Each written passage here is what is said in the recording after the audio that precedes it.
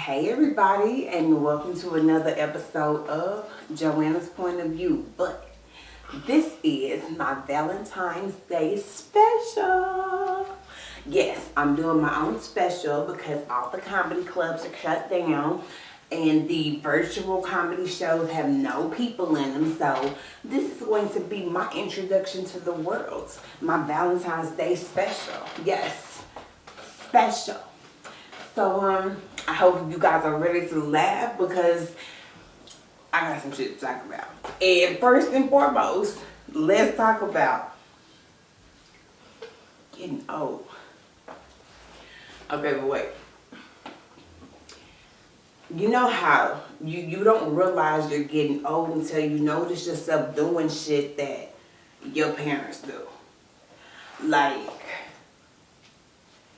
drinking coffee all day instead of just in the morning. Guilty. Doing shit like going to bed at 8:30.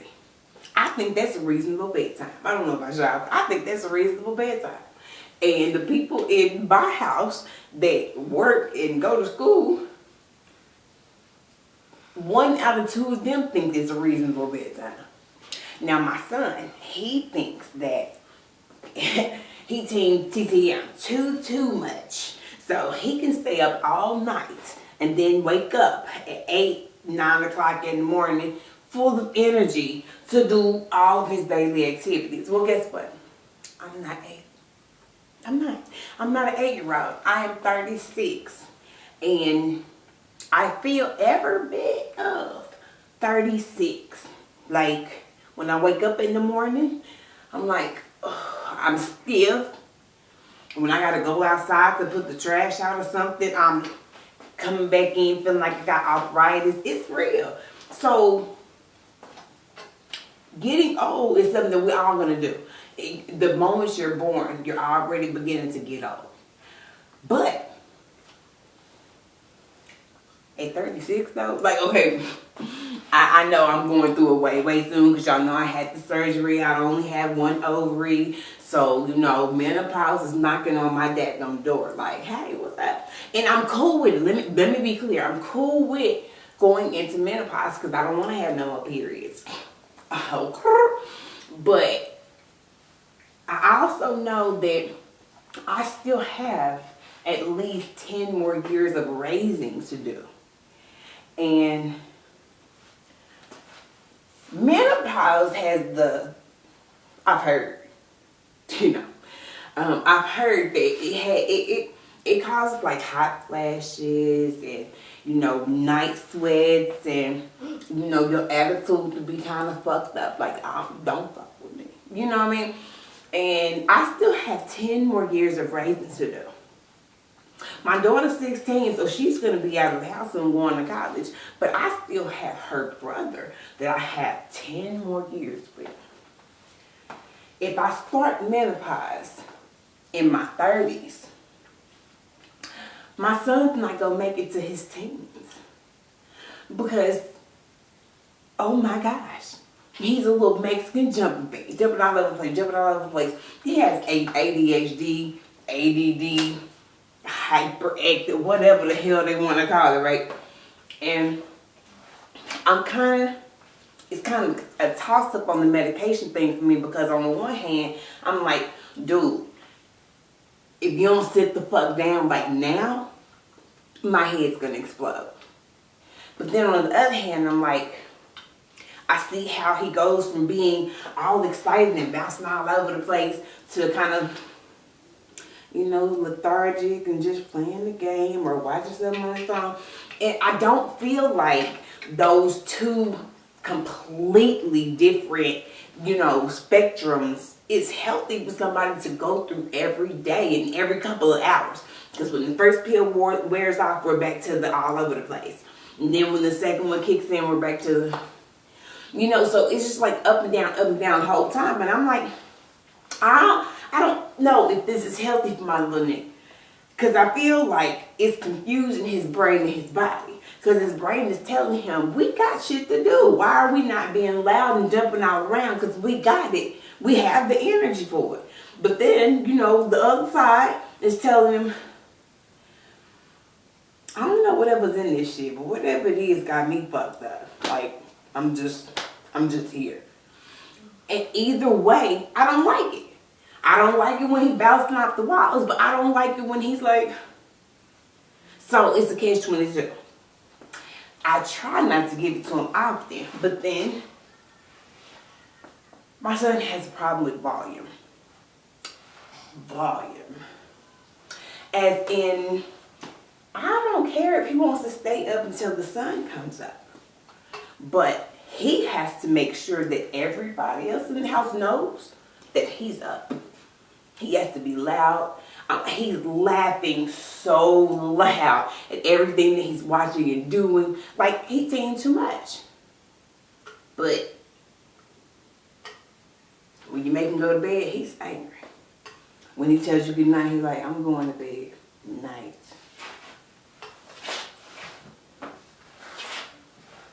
Full-blown attitude when you tell him, shut down. But then, 30 to 45 minutes later, you go check on him. He assed out. Nice. This is the way he sleeps like this. He's been doing that since he was a fucking baby. Like, I only see grown men sleep like that. Yeah. Just, or, one hand here, one hand here. He's 8. He's sleeping full-blown man. But he was mad as hell when I told him to go to bed 30 minutes early. His body uses so much energy all day that he doesn't realize he's tired until he's made to go to bed. Ain't that right? But anyway, I was talking about getting old. Your kids will remind you of just how old you are. Not so much my daughter, because, you know, that's my bro best friend. You know what I mean? Like, I had her when I was 20, and, you know, we kind of grew up together. So, she feels some of what I go through. But now that she has a job, she's like, well, I'm about to go to work, and da-da-da. I know she's coming home. Usually it's after 10 p.m. because that's the time she gets off. And when she comes in, I always have to stop at the door like, go disinfect because you've been in the masses. I don't know, whatever you might have on you. And then she goes and, you know, takes off the clothes and gets undressed and comes into my room and downloads her whole work day on me at 10:30, 10:45, 11 o'clock at night. Let me tell you about this. And I'm like, please don't. But she does. Every detail. Every single detail. And in the event I space out, which I always do, she'll ask me for a brief synopsis of what the fuck I heard her tell me up to that point to make sure I was listening. I'm gonna fuck it up every time because I stopped listening 2 minutes into the dialogue. But I convincingly repeat what I remember from the first 2 minutes, and she'd be like, okay. And I'm like, oh, I thought we were done. I thought that once I repeated it to you and made sure you understood that I heard you, we were done. No, I was just making sure you were paying attention up until this point. Why? Because this is the important part. So the first 20 minutes was just details? Like, I thought we had already gotten to the meat of what the issue was. No. That was the warm-up. That was the warm-up. After she makes sure that I'm caught up on the warm-up, she got at least 10, 15 more minutes of download to do. By this time, though, I'm like, Maria, get out. Because, I mean, at that point, ladies laugh at me, but I'm telling y'all, at that point, it's like, what else can I do? What else can I do? Because she's not the only person that does that to me, and that's the issue. I can make myself available every day for my child to come and download her day on me. I could do that every day, all day, no problem, with just her. But it's never just her that does it. I have people that literally call my phone. I don't answer. So then they send a message. Call me when you get a second. Never the subject. Never because I wanted to talk to you about, or just call me when you get a second. So when I finally prepare myself whatever this dialogue is going to be about, I call them back. The whole conversation, beginning to end, has nothing to do with me. Nothing to do with me. And these people repeat themselves. So, but the good thing is, the phone number that they have is on Wi-Fi. And my Wi-Fi is kind of iffy because it's AT&T. So, my Wi-Fi usually messes up and hangs up the call. So, they'll call back. I ain't gonna answer because, bitch, I done already got 20 minutes of a download I didn't want. You know what I mean? You know, like when you downloading something and you thought it was the movie, but it turned out it was just a link to some stupid shit, and you like, delete. That's what I'm trying to do now. Delete everything I just heard. I have a couple of associates who have now, they've gotten smart. Like, they've been studying. Like, this bitch smokes cigarettes. Even if it's cold outside, she gonna have to come out at least twice. So if I time it about when I think she outside, she gonna have to listen to me. And they do. These motherfuckers will wait until I'm outside smoking a cigarette and not call. They pull up on you, girl. They come over to download me with their bullshit. I'm just out here trying to smoke a cigarette. Probably trying to calm my nerves because Blaze bouncing all over the house. But now I have to deal with this shit. So for a while I was trying to be polite. You know what I mean? Like, after my cigarette was gone, you know, give him a few more cursory minutes before I be like, okay, let's wrap this shit up. But now I've gotten to the point that once my cigarette is done, I'm dropping it. Alright, girl, well, shit. I hope it work out for you. And then I'm going in the house. Like, that's how I end the conversations now. I hope it work out for you. Like, I gotta go. And I go in the house.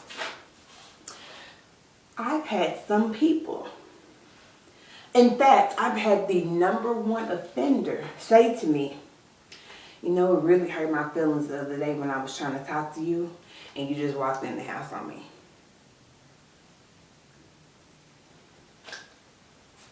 Never mind the fact that it hurts my feelings that you ambush me with a long ass conversation that has nothing to do with me. That hurts not only does it hurt my feelings, that hurts my inner feelings. That hurts my consciousness. Like, that shit sticks with me. So you downloaded all of your travesties and life's woes onto me. Now I can't sleep. I'm over here sad and crying and shit, even though there's nothing wrong with me, because you felt like you deserved to download your life story into me and leave me with all of your trauma. Really had the nerve to say, you know, you really hurt my feelings when you went in the house on me the other day. But you hurt my feelings every single time you come and download me with the conversation's always the same. There's only a few things that go on in her life. If it ain't something with her kid, it's something with her throuple. I should probably edit that part out because I ain't trying to put nobody on blast. But anytime you hear throuple, if you watching, you know I'm talking about JoAnna's. But let's be clear. If you've been in a situation for 3 or 4 years and nothing has changed in the situation, I'm already aware. Why do I need to keep hearing about it? Let me tell y'all something. Yeah. And this hurt my feelings. I'm gonna give y'all an example of what the fuck I'm talking about. Let's see if you feel the way I feel, and if it hurts your feelings the way it hurt mine. I had asked this certain person for a ride to the store. First and foremost, it took them hours upon hours upon hours to even come. So finally, I texted them, was like, never mind. It's quicker for me. It's quicker for me to just walk, so I'm just gonna go ahead and walk. And as soon as I'm walking at my door to walk, she pulls up. Oh, God, it's on my way. I'm sorry. What was it? Okay. So we get in the car and we drive to the store the whole time. Just downloading at a mile a minute. I'm talking about one of them government downloads. You know, they got good servers. They got good internet service. So if you send something through on the government internet, it's going to be there instantly. And that's how she's going the whole ride. I'm in the passenger seat, suffering in silence. Luckily, you know, we all have to wear masks now because of the corona. So under the mask, I'm just like doing all kind of shit because I'm just upset. We get to the parking lot of the store that we're going to. And she begins to drive around circles in the parking lot. So, and we passed in parking spaces. So I'm like, what the fuck? We probably on our third circle around before I say, are you going in? And she was like, no, I'm just driving around so I can talk to you.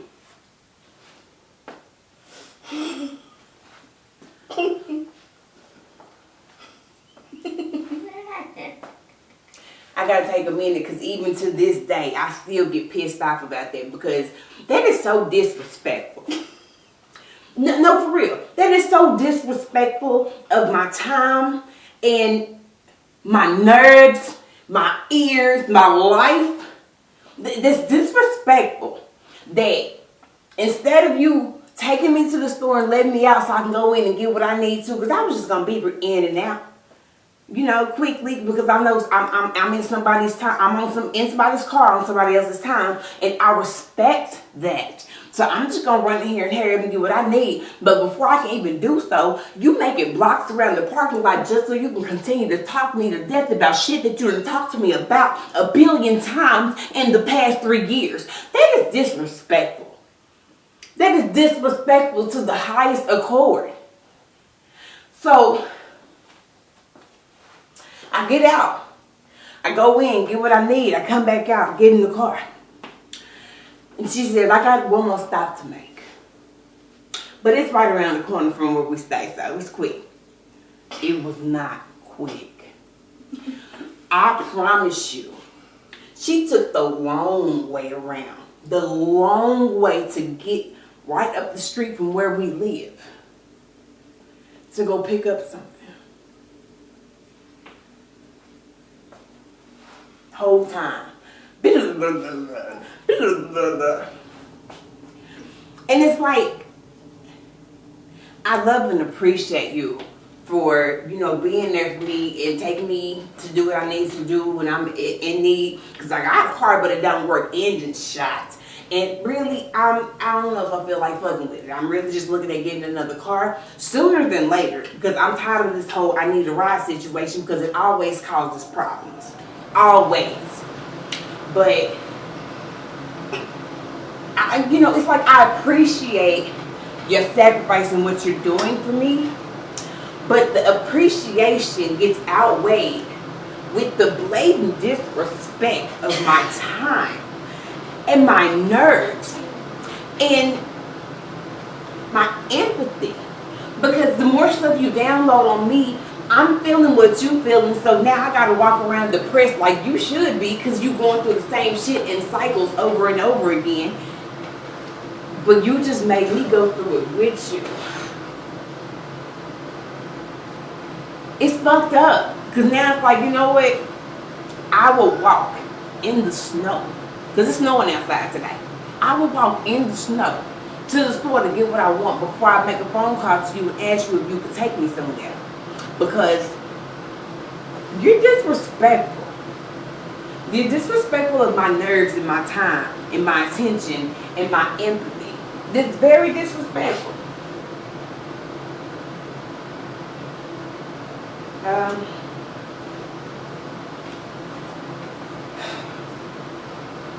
I mean, like, what's a good segue from that? You know what I mean? Like, what's a good segue? But I'm deep in my feelings because I'm upset because you had disrespected my life and my legacy by taking all this time to sit over here and download me with bullshit that I have heard 1,000,003 times, I promise. But, like, what's a good segue to go to the next topic when I'm just like, ugh. I want to talk to y'all about something that some of y'all may have seen. If you haven't, go watch it right now. Have y'all heard of the show Alone? Alone is a show where they take like 40 contestants and they put them on this deserted island. They separate all of them and they like, bitch, live. And whoever stays alone is the one that wins and gets the money and stuff. But do y'all see the stuff they gotta go through? Man, it's this one. I watch the show and I watch with such intrigue because I'm waiting for the break moment. You know what I mean? Like, I'm watching like, any minute now. There we go. There it is. Because they all have a moment where they just break down. And the most iconic moment for me was the breakdown that this man had because he was trying to trap some crab. He had been catching fish and he was like, man, some of these crabs would be good if I use some of these fish heads, you know, and dangle it, I can catch some crabs. And dude, first of all, Alone, it's cold as fuck. Like where they are. Like it's like snow caps and like they're outside in the elements, you know, having to make do with whatever they can find and build and make shit, right?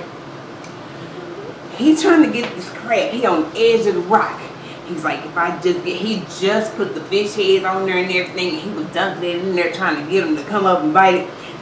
And they slipped and fell in that freezing cold water. For me, that's the climax. Because first of all, you gonna die. Because, I mean, wait, for real. Hypothermia on a deserted island with nobody else around, and the only heat source that you have is the heat source that you can make. I know that I am starting to see the disintegration of this person, and I'm loving it. I'm loving every single moment of it because you can see the breakdown coming. First he's mad. Son of a bitch, I can't believe I'm up to my waist in it's freezing water. Hypothermia comes and he's just pissed. But because God is good, he goes back to his little makeshift shed and finds that some motherfucking seagulls and came and took the rest of the fish that he had caught. Wait, okay, so what I'm saying is, he done fell in this water, lost the fish heads and stuff that he had on the hook. He freezed the cold. He's like, okay, I gotta go back over here and warm up and get this started and try to give me some hot fish soup. And them shits was gone too. And what I tell you, at that moment, I knew God was good. Because I'm sitting here in my head. Now, Alone lasts for days and days. I think the longest person that stayed on the island was like 86 days. So the show just keeps going until the last motherfucker just says, I can't, right? But, so I had been watching. And I had been having my favorite, like, bitch, you go. Like playing double dutch, y'all like, ooh, any second now, you gon' break. He was like, see, situations like this make me want to just go home. I just want to give up On the other side of the island, there's a lady. And she saw, you know how white ladies are. They love everything and everybody, except for niggas. We love everything and all these animals and creatures, and it's so beautiful. And she had a net that she had set up in the water so that she can catch her fish. And she was like, this is gonna work. I know it's gonna work. So I'm cool. She go down there. She goes to the net, pulls it up. She don't see nothing but fish carcasses on that motherfucker. And the little baby seals that she's like, oh, those are my friends. They're so cute. Look at them playing in the water. They're so cute. She was all gung-ho about having those friends. But them friends was only over there being friendly because they was eating her goddamn fish off that net. So she went out there knowing she was supposed to go ahead and grub. Like, bitch, I'm supposed to go ahead and make this. She had it ready. Like, I'm going to put a little steak in the fish. I'm going to rotisserie it. Like, she had plans. And she gets there. And it ain't nothing but fish carcasses. Like, it's a fish eyelash. It's like a fish gill. Like, she has nothing but carcasses left. And you can see it. You can see it in her. You can see it, like, she about to break. She about to break. You know it's coming. So, she's like, I mean, they're so cute and cuddly, but I'm gonna starve. And she starts, and the tears start flowing. I'm gonna starve. Like, I can't even exert too much energy to, like, go and fix the nets because, you know, I don't have food. I don't have any sustenance. So I'm just using all the last of my energy and I just can't. I can't. Right? She full blown meltdown. Me, I'm living. Like, on the inside, I'm shining bright like a diamond. I'm feeling so much joy because I get to see the complete crumble of this white lady. And just when you think, like, what more can happen? Nature is the what more that could happen. Her mega breakdown came because she had finally figured out how to set this net up and get her some crabs and some fish, right? She was crunk until she saw the brown black bears or whatever. They had this whole path. They had been coming down there and taking what the seagulls did. They've been taking. So she was like, you guys, I'm desperate.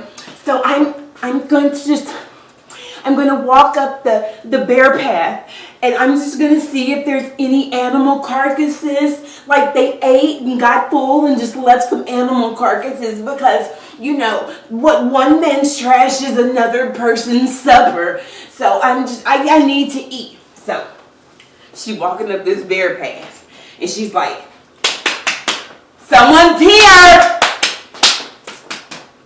You know, she's like, you have to make noise and let the bears know that you're there because you don't want them charging at you.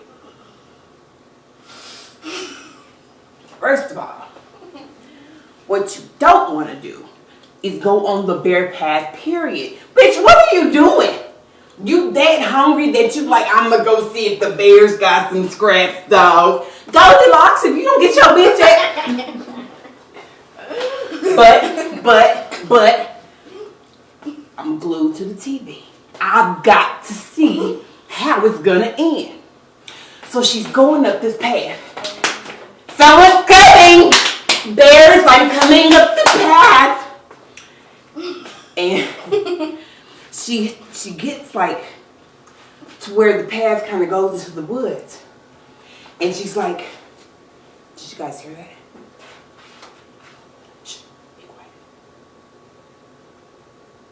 You guys hear that? And I'm looking at the TV like, no, bitch, what are you hearing? It just got really, really quiet. Okay. So, she's trying to go up there and try to find the scraps that maybe the bears had discarded after they've gotten full. And it gets still and it gets quiet, and she knows that there is a wolf or something that's about to leap out and eat her. So she's loud, I'm leaving. She's retreating down the trail, and she gets to the bottom.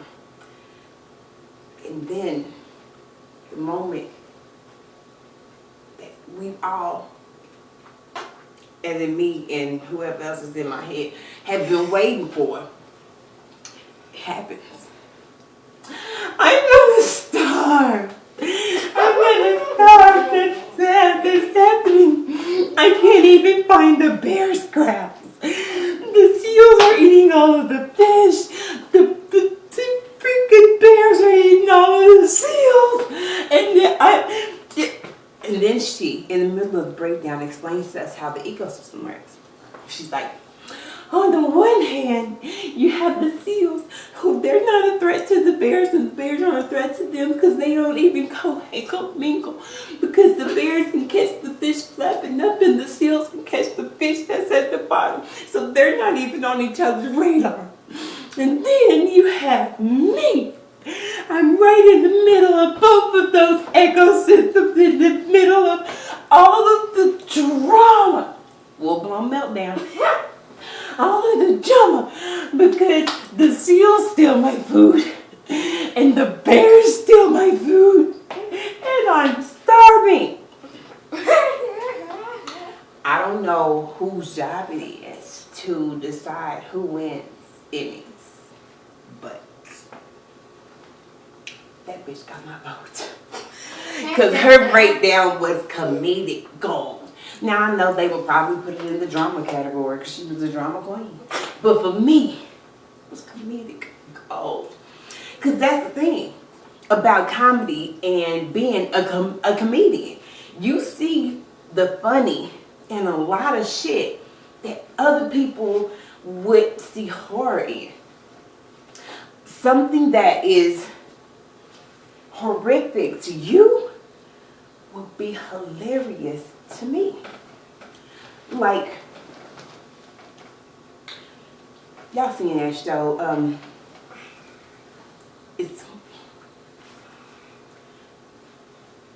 it's another show that comes on, it's these two guys that basically are trying to reinvent the pain scale.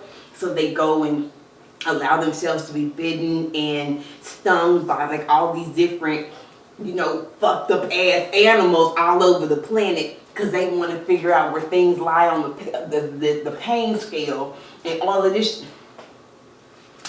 Okay, first of all, if you are anything like me, just the synopsis of that will make you want to watch.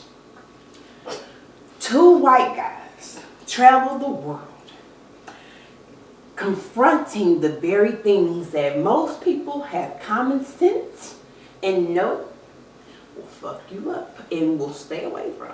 They go confront those things and actually manipulate those things into attacking them so that they can tell us, the viewing audience, and whoever else they're making these pain scales for, how bad that shit hurts. Y'all, I saw a dude take his hand. Okay, y'all know them jellyfish? Not jellyfish. It's like the little fish that look like it's tiger stripe and it got all these little things coming from it. They're somehow they exert some type of poison when upon contact. So they're smashing their hand on the thing to make it. When I tell y'all, this dude's hand in a matter of seconds went from normal to like elephant trunk. And he was like, guys, I think something's wrong. Something was wrong with you when you thought that this show was a good idea. Like, let's start there, and then we can explore where other things went wrong in your life.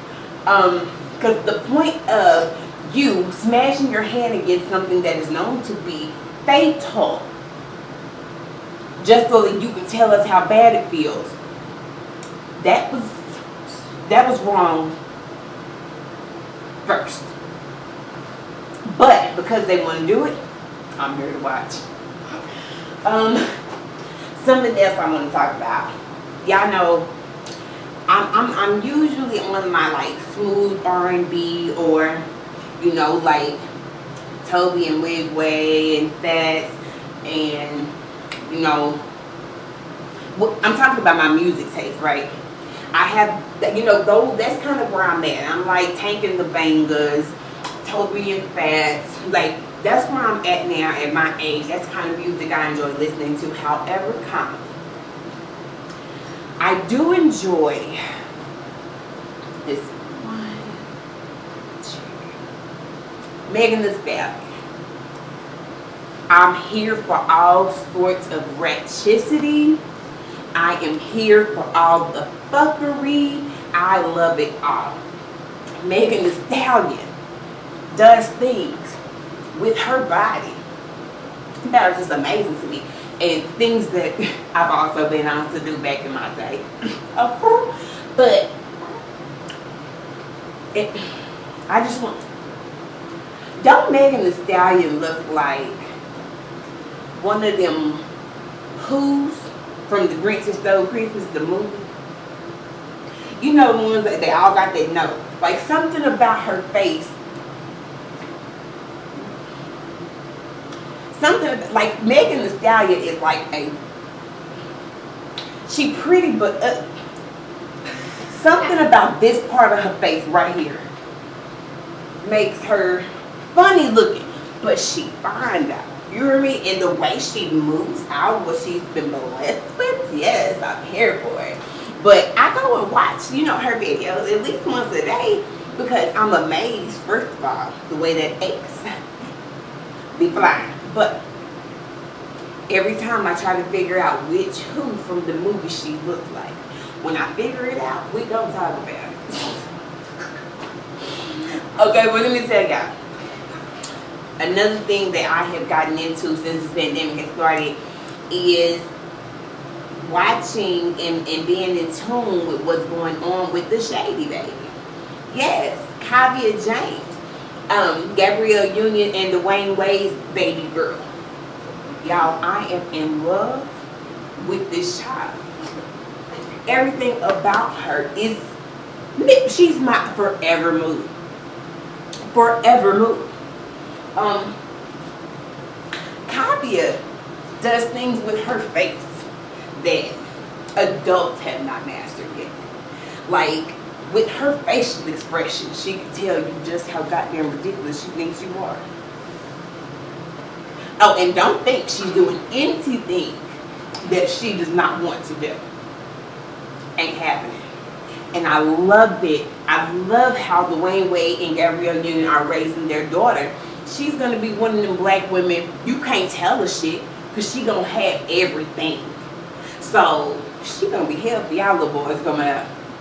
And I can't wait to see it. I am team Kavia James, Shady Baby for life. I'm here for her. I really am. But her mama though.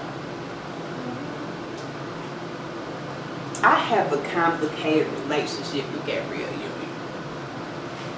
In that, I didn't start liking her until she had the Shady Baby. I don't give a fuck. I didn't.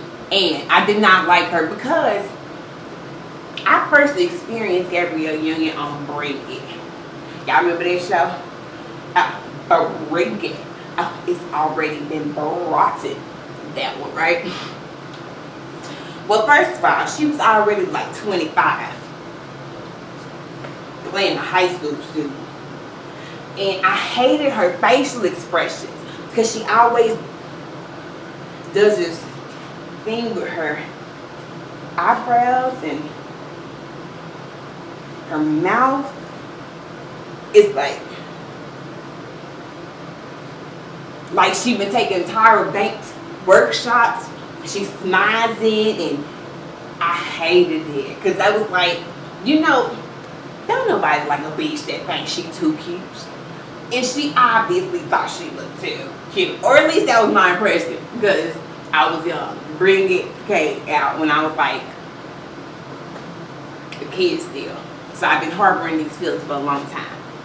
But now I am Team Gabrielle Union for life, because the way she handles her business, the way she handles her relationship, and the way she handles her kids, it's a thing of beauty.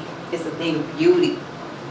The way her and Dwayne have come together to support their transgender daughter, the way they come together to support Kavia at being whatever it is her little heart desires to be, how supportive they are of their children and of each other. It's the most beautiful thing to see, especially knowing that they came from, you know, he had a side chick baby. You know what I mean? Like, he did that. So to see them be able to bounce back and their love be stronger than ever, it's a beautiful, beautiful thing, and I love to see it.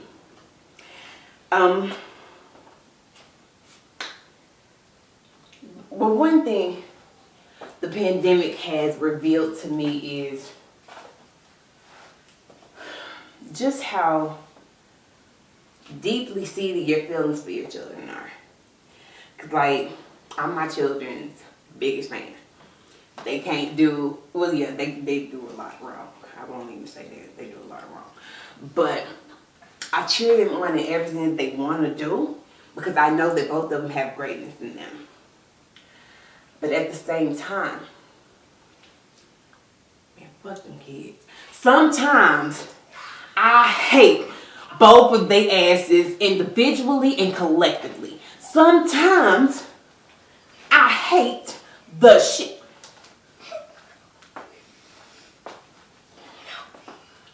Okay, first of all, the one who really just kind of, my daughter, because she hasn't learned how to handle her face yet. So if I'm getting on to her about something that she's done, the way that she's feeling about what I'm saying to her is written all over her face. She ain't saying nothing. Not a word. She says nothing. But the look on her face says so much that makes me, I want to sock her in the goddamn face. Because I'm, fix your face. She's like, Mama, I don't understand what you mean. Fix it. Do something with it. Because right now I'm feeling like socking you in your face because I'm trying to tell you something and I see your attitude. I don't even have an attitude though. Fix it! Like, it's like, the faces that she be making be having me like, girl. But I understand it though. Because my daughter's never been one for confrontation. She's not comfortable with you confronting her about anything. She gonna have a hard time in life. Cause everybody ain't gonna come to you like your mama and tell you about some shit that you did wrong. The world is going to kind of whoop her ass for a while till she toughens up. I hope it don't break her. I won't let it break her. You can believe that. I won't let the world break either of my children. But both of them have little things about them that, well, it makes them unlovable. Like, how could you say that? Like, I love you, but I don't like you. Like, I'm gonna give you an example about my son. My son is the most antisocial. If you ask him, like, you want to walk with us to the store? No, I don't. But the whole time we're getting ready, he's standing in between our two bedrooms. What are you doing? What are you doing? Because he doesn't like being alone, but he don't want to go nowhere with us either.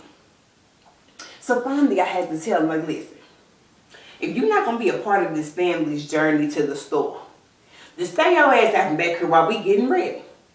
Because it's disrespectful. You back here looking full of energy, asking us questions while we sitting over here looking like we tired as motherfucker, but we got to walk to the store. Get out back here. And I could tell that it hurt his feelings. I could tell that it did. And I asked his sister, I was like, was I too harsh? She was like, mean, kinda. You know what I mean? Like, she don't want to tell me too much because she don't want me to get started on her. But she was like, I'm going to take up for him a little bit. You know, but I felt like it was something that needed to be said because he gets so many benefits from where we go and you know, when we have to leave the house and go walk to the store and stuff. He benefits from it all the time. But when it's time for him to get up and make the walk himself, he like, nah. You the man of the house. Like, you are the only man in the house so far. You supposed to be like, yeah, I'm going so I can make sure I can protect y'all. My nigga be like, I mean, just call me. Yeah. Like, my son is that, he's that type of bodyguard. I feel like when he gets older, because he's already almost taller than his sister. He's having a growth spurt. I feel like when he gets older, like, he's going to be tall and, like, he's going to be the one to protect us, but he's never going to be there at the time. He going to be one of them. I mean, why you didn't call me? Like one of those. Like, I would have been there, but I was at home because it was a Fortnite tournament. Why you didn't call? That's how he is. You have to phone in your request with him. Because he ain't going to be there. He at home. He's at home either watching Beyblades, playing Beyblades, or playing Fortnite. He's not there. So it just drove me crazy. Because I'm like, dude, we got shit to do. And you just like, I mean, y'all go do that. I'm going to hold down the house. I think that's been his stance. Y'all go do that. I'm going to hold this down right here. Ain't nobody's coming up in here. They're my kids though. I love them to death, but sometimes I'm like, anyway, you guys, this has been my first stand-up special. You goddamn right. I'm putting on my own stand-up special. Sponsored by me. Brought to you by me and my kids. Edited by Marie.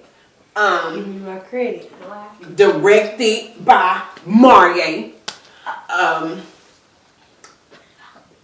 Produced by Blaze. You know what I mean? Like my whole comedy show. And I hope you guys got to laugh a little bit with this. It was just something else to do because I know that, you know, we have a holiday coming up. It's beginning to look a lot like Christmas outside, even though it's February. So everybody's stuck in the house. I say, you know what?